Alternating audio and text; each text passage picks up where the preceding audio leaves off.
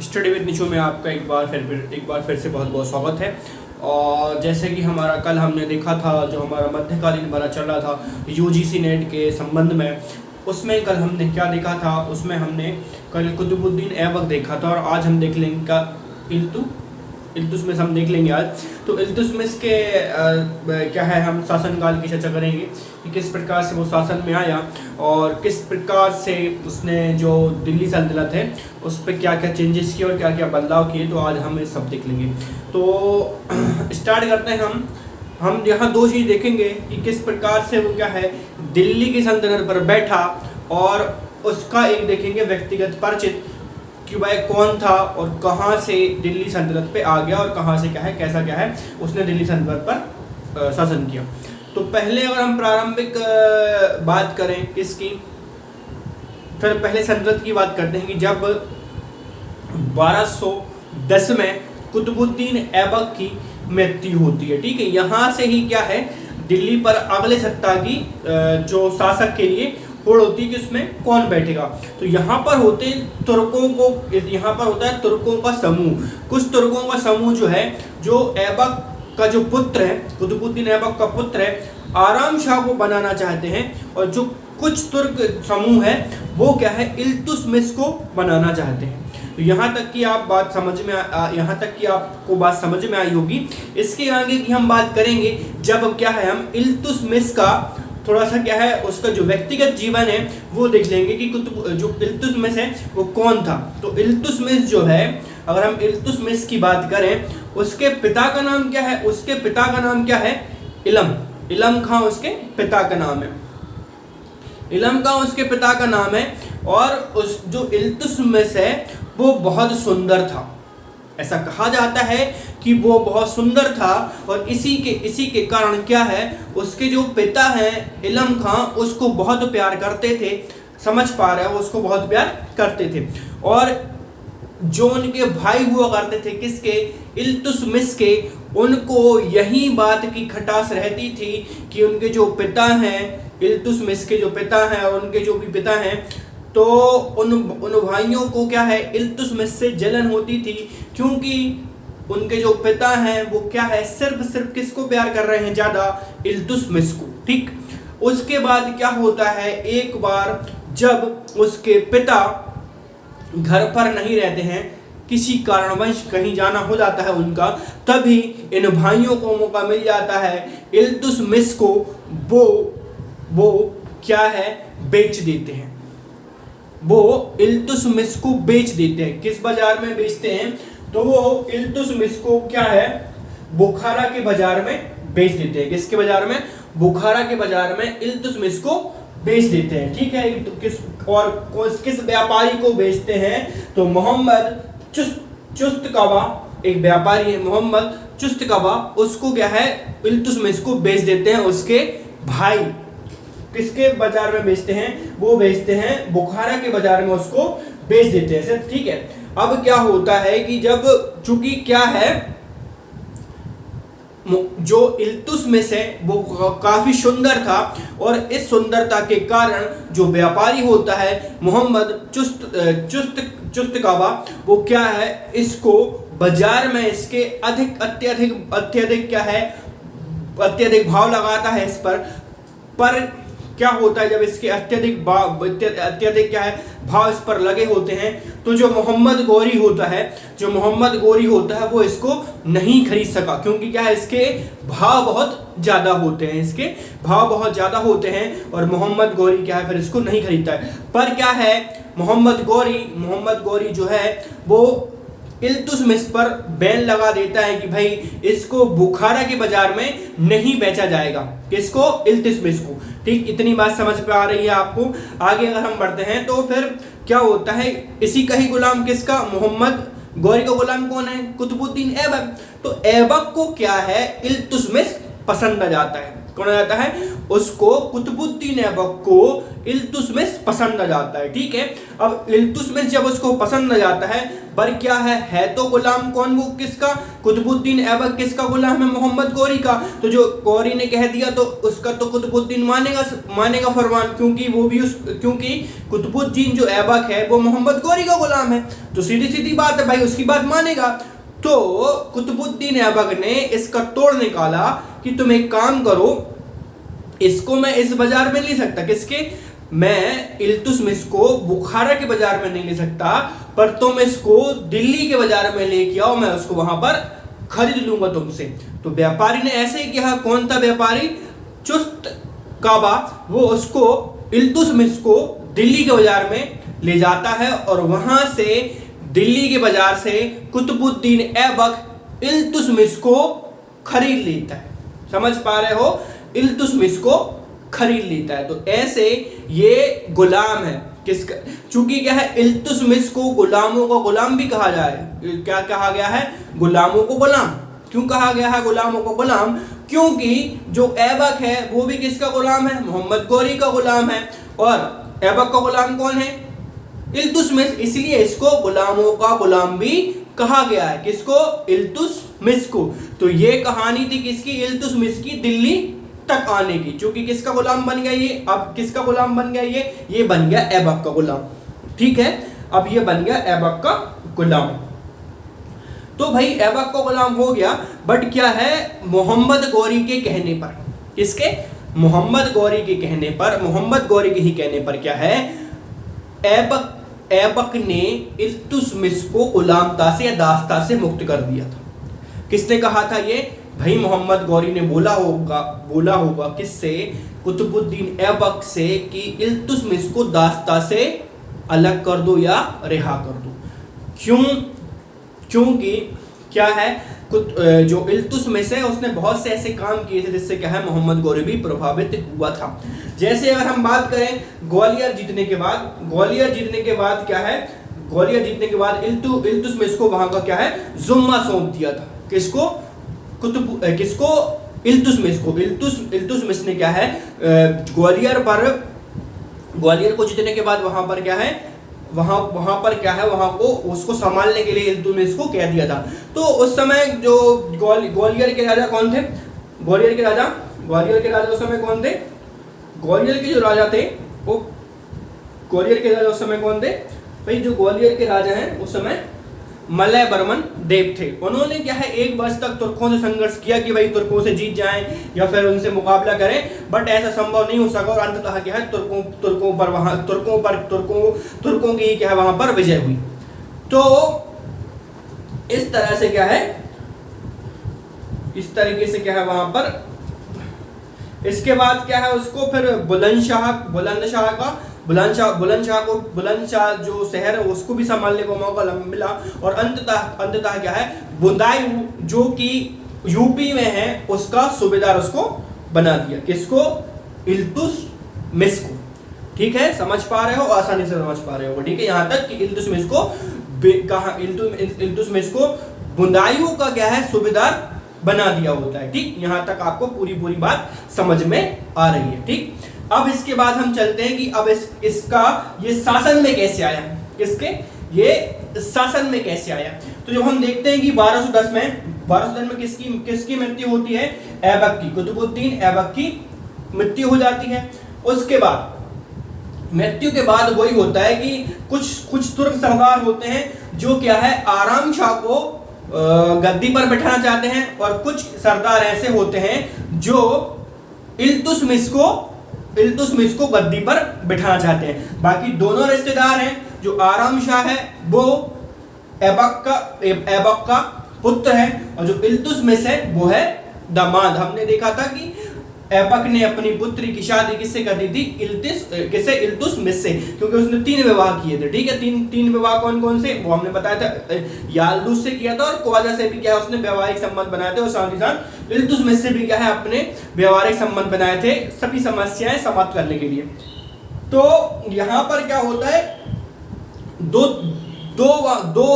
गुट बटे हैं। एक तुर्कों का समूह कह रहा है कि जो गद्दी पर किसको बिठाया जाए, आराम शाह को बिठाया जाए, और एक कह रहा है कि किसको बिठाया जाए, इल्तुतमिश को बुलाया जाए। तो वहीं पर क्या है, अली इस्माइल, एक अली इस्माइल है जो वहीं पर क्या है, एक तुर्कों के सरदार में से कौन है, एक अली इस्माइल ने क्या है, इल्तुतमिश को एक पत्र लिख के और आमंत्रण किया कि वो दिल्ली की गद्दी को संभाले। ठीक, इतनी बात समझ में आई। चूंकि लाहौर में क्या है, आराम साहब जो, तो फिर क्या है, इन दोनों में क्या है, फिर कुछ विवाद भी उत्पन्न हुआ कि भाई अगर आराम शाह गद्दी पर बैठेगा दिल्ली में, तो वहां से इल्तुतमिश भी आ रहा है बदायूं से गद्दी पर बैठने के लिए, तो दोनों में संघर्ष होता है। और लाहौर में क्या है, जूद में इल्तुतमिश क्या है, आराम शाह को पराजित कर देता है, और फिर क्या है, वो गद्दी पर बैठ जाता है। फिर क्या है, वो गद्दी पर बैठ जाता है, फिर वो गद्दी पर बैठ जाता है। तो यहाँ पर से क्या है, वो फिर दिल्ली की गद्दी पर बैठ जाता है। तो इसको क्या है, हम एक स्वतंत्र एक वास्तविक संस्थापक कहते हैं।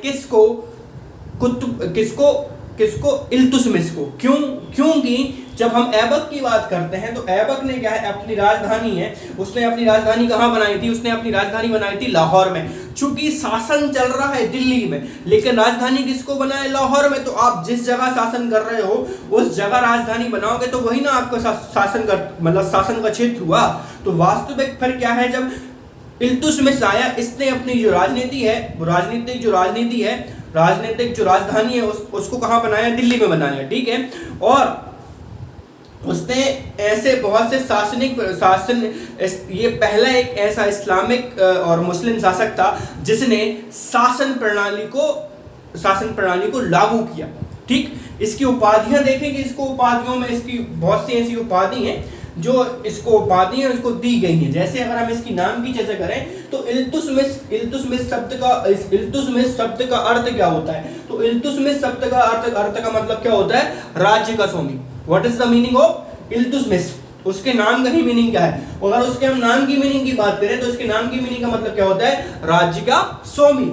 अगर दूसरी उपाधि की बात करें, तो सुल्तान सैयद। तीसरी उपाधि की बात करें तो अमीर उल। चौथी उपाधि की बात करें तो मोमिन खलीफा। उसके बाद मकबरों का पितामह, वास्तविक संस्थापक। तो वास्तविक संस्थापक हमने पहले ही बता दिया था कि इसको वास्तविक संस्थापक क्यों कहा जाता है। वास्तविक संस्थापक इसलिए भी कहा जाता है क्योंकि इसने जितने जो ऐबक के राज्य में जितने भी क्या है विद्रोह थे, उसको पुनर्दबा के और फिर से क्या है एक सुसंगठित राज्यों की स्थापना की। इसलिए भी इसको क्या है वास्तविक संस्थापक कहा जाता है, किसका, दिल्ली का। आगे अगर हम बात करें, और चूंकि क्या है दास्ता से मुक्त भी था, ऐबक नहीं था, ऐबक तो क्या है फिर भी किसका गुलाम था, मोहम्मद गौरी का। और अगर हम फिर बात करें मोहम्मद गौरी के ही कहने पर क्या है ऐबक ने इल्तुतमिश को दास्ता से मुक्त कर दिया था, तो ये दास्त तो था ही नहीं। चलो,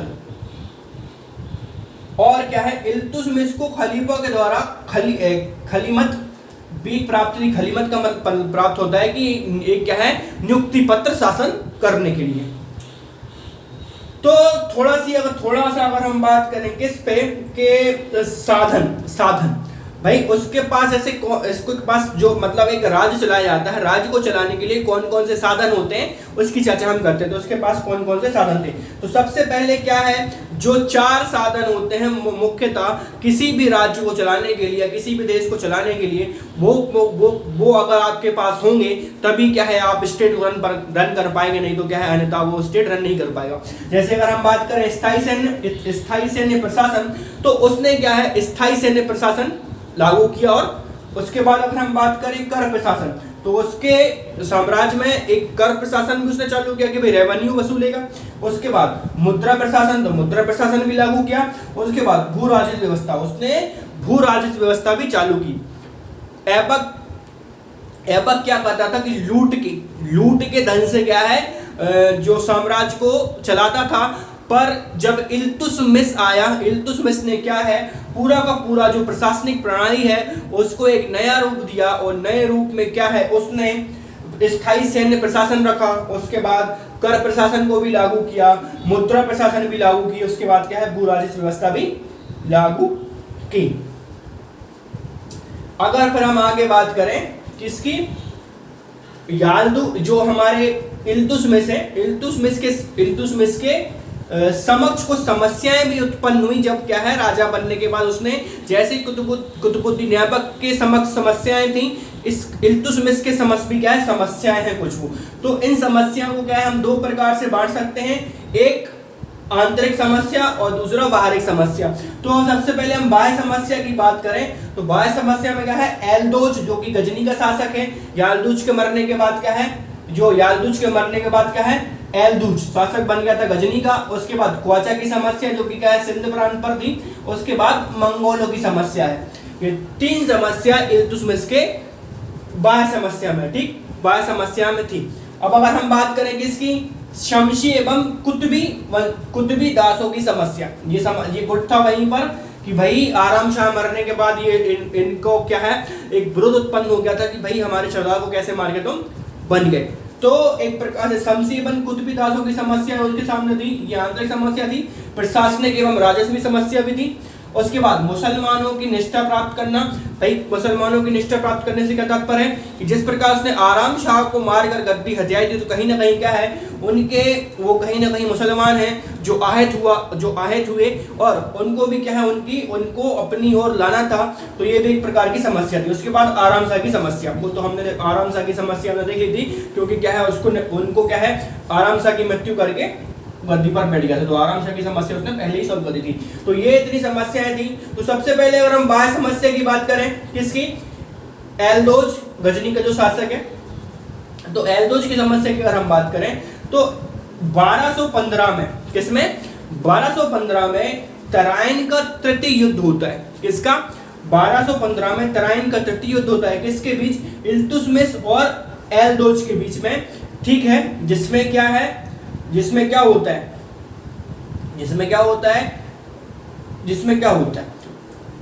इल्तुतमिश है वो आसानी से क्या है किसको एल्दोज को हरा देता है।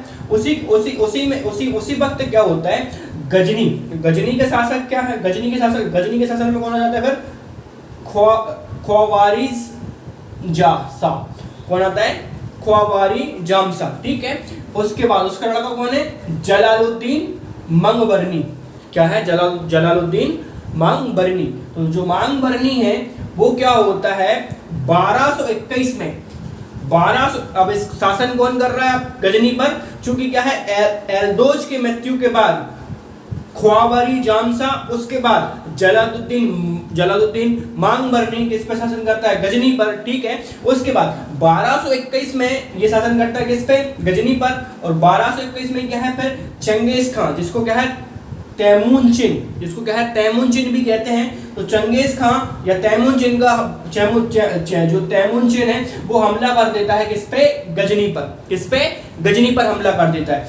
तो ये जो मांगबरनी है वो क्या है भागकर सिंध पर आ जाता है, पंजाब में आ जाता है, किससे बचने के लिए, चंगेज खान से बचने के लिए। तो चूंकि क्या है जो मांगबरनी है वो अपने दूत को भेजता है किसके पास, इल्तुतमिश के पास भेजता है कि भाई उसकी सहायता करो, किससे, चंगेज खान से लड़ने के लिए। तो चंगेज खान के बारे में सभी जानते हैं कि चंगेज खान कितना खूंखार, कितना नरसंहार और कितना क्रूर राजा था। जहां जाता था वहीं क्या है स्कल्टन है जो कंकाल है वहीं पूरी की पूरी क्या है बिछा देता था, ताकि क्या है वहाँ की जो दो मतलब जो भी उससे लड़ने की सोचे उससे सीख, मतलब वो एक देखे कि भाई उससे लड़ने का क्या हाल होता है, बच्चे बूढ़े किसी को नहीं छोड़ता था, चंगेज खान इतना खतरनाक था।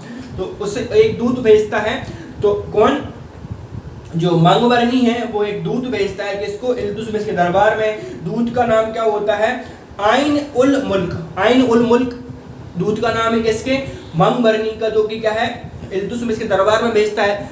पर इल्तुतमिश क्या है उसके दरबार उसके जो दूत को मार देता है, किसको? आइन उल मुल्क को मार देता है। और फिर क्या है, संदेश भिजवाता है कि भारत की जलवायु आपके अधीन नहीं है। ये संदेश किसको भिजवाता है? ये भिजवाता है किसको? मंगवर्णी को। ठीक है, तो चूंकि यहाँ पर एक इल्तुतमिश में एक बुद्धिमत्ता की क्या है, एक सलाह अपनाई और एक बुद्धिमत्ता दिखाई, चूंकि क्या है, चंगेज खां का, अगर चंगेज खां वो जानता था कौन इल्तुतमिश, चंगेज खां की अगर वो मदद करेगा तो वो चंगेज खां के विरोधी हो जाएगा और फिर कहीं ना कहीं चंगेज खां दिल्ली पर भी आक्रमण कर सकता है। तो उसने एक बुद्धिमत्ता दिखाई और उसने मंगवर्णी की सहायता न करके क्या है, दिल्ली सल्तनत को कहीं ना कहीं आघात होने से बचा लिया। तो उसके बाद क्या होता है फिर? हाँ, उसके बाद फिर ये संदेश पहुंचा देता है कि भैया कि जो भारत की जलवायु है वो तुम्हारे अधीन नहीं है। ठीक है, अब हम आगे बढ़ते हैं कि आप किसकी समस्या बची है? अब बची है किसकी? कुवाचा की समस्या। किसकी? कुवाचा की समस्या। तो कुवाचा की समस्या क्या हो जाता है? 1217 में कुवाचा को हराकर हरा देता है। किसको? कुवाचा को। एक युद्ध होता है, उसमें क्या है, कुवाचा को वो हरा देता है। कुवाचा को वो हरा देता है कौन? इल्तुतमिश। और उसके बाद 1227 और 1228 में सिंध नदी में क्या है, आत्मदेह कर लेता है कौन? कुवाचा। तो ये इस प्रकार से क्या है, उसने अपनी आंतरिक समस्याओं का समाधान कर लिया। आंतरिक समस्याओं का समाधान वहां पर कर लिया। और प्रशासन की व्यवस्था तो हमने देख ली थी, वही स्थायी सैन्य शासन का उसने लागू किया था, कर प्रशासन वहां पर लागू किया था, मुद्रा प्रशासन लागू किया था और भू राजस्व शासन व्यवस्था लागू की। तो यहाँ से उसने क्या है, प्रशासनिक व्यवस्था की जो भी समस्या उसने निपटा दिया था। उसके बाद मुसलमान की निष्ठा प्राप्त करने के लिए तो उन्होंने क्या है, एक क्या है, संगठन बनाया था।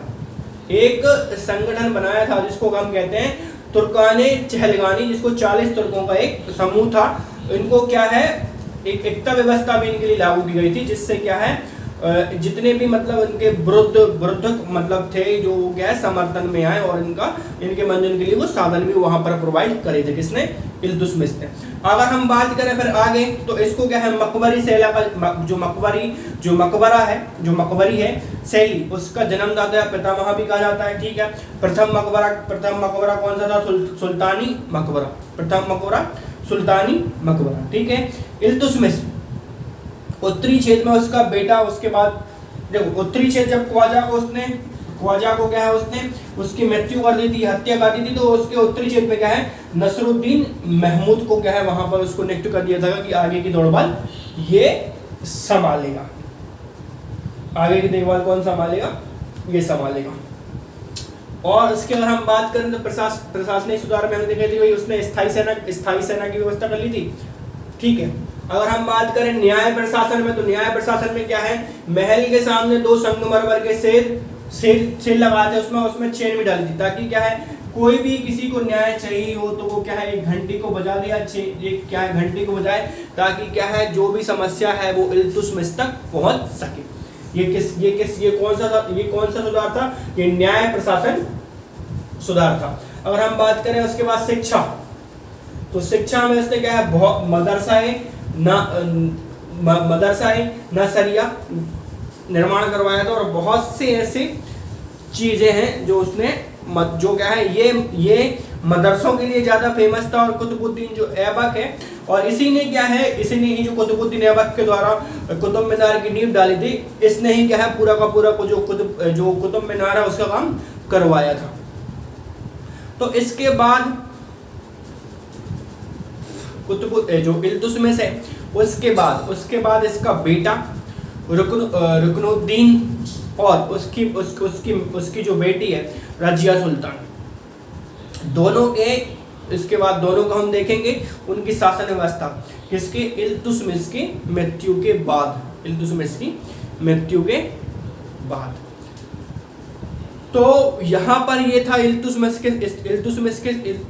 के संपूर्ण जानकारी, एक संपूर्ण जिसको कहते हैं हम ऐतिहासिक जितना भी उनका योगदान रहा दिल्ली सल्तनत में, वो कौन से लेके और शासन व्यवस्था कैसे हुई और कौन कौन से उन्होंने सुधार किए दिल्ली सल्तनत पर, ये सब हमने एक वीडियो में देख लिया है। अगले वीडियो में हम चर्चा करेंगे उनकी मृत्यु के बारे में कि मृत्यु कैसे हुई और उनकी जो आगे वाली जो पीढ़ी है, जैसे कि उनका पुत्र रुकनुद्दीन शाह और रजिया सुल्तान, दोनों में फिर से शासन प्रशासन के लिए, राज्य के लिए और गद्दी के लिए क्या होती है, एक होड़ होती है कि कौन बैठेगा, लड़का बैठेगा ये लड़की बैठेगी। चूंकि क्या है, इल्तुतमिश अपने जिंदा रहते ही अपने उत्तराधिकारी क्या है रजिया सुल्तान को बना देता है। बट क्या है, वो कुछ तुर्क सरदार होते हैं जो कि क्या है किसी भी महिला शासक को गद्दी पर बैठते देखना नहीं चाहते हैं, इसलिए क्या है कुछ तुर्क सरकार क्या है विरुद्ध हो जाते हैं और फिर क्या है रुकनुद्दीन शाह को वहां पर गद्दी पर बिठा देते हैं। तो ये सब की चर्चा हम करेंगे अगले वीडियो में, अगले लेक्चर में। तब तक के लिए आप बने रहिए हमारे साथ और देखते रहिए स्टडी विद निशु। और फेसबुक पे नेट JRF हिस्ट्री नेट के नाम से, net UGC net JRF history के नाम से चैनल है, वहां पर आप उसको जाके सब्सक्राइब कर सकते हैं ताकि आपको इतिहास से संबंधित हर जानकारी मिलती रहे। और ऐसे ही आप हमारा फेसबुक पेज है निशु सैन, उसको भी आप फॉलो कर सकते हैं ताकि इतिहास की तमाम जानकारी आपको मिल सके। तब तक के लिए धन्यवाद, गुड नाइट, शब बखैर।